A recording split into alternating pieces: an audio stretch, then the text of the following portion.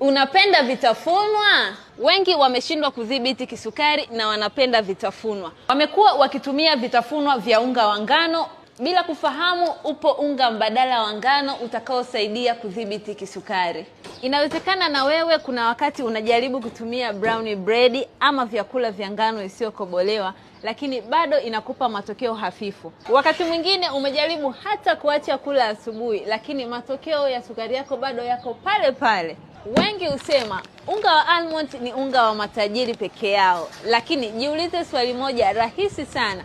Unatumia kiasi gani kwa siku? Unga wa almond utatumia vijiko viwili tu kwa siku kwenye mapishi yako, na mkate wa almond utatumia vipande viwili tu kwa siku, kwa sababu una kiasi kikubwa cha protini na una mafuta mazuri, hivyo hushibisha haraka kwa mgonjwa wa kisukari.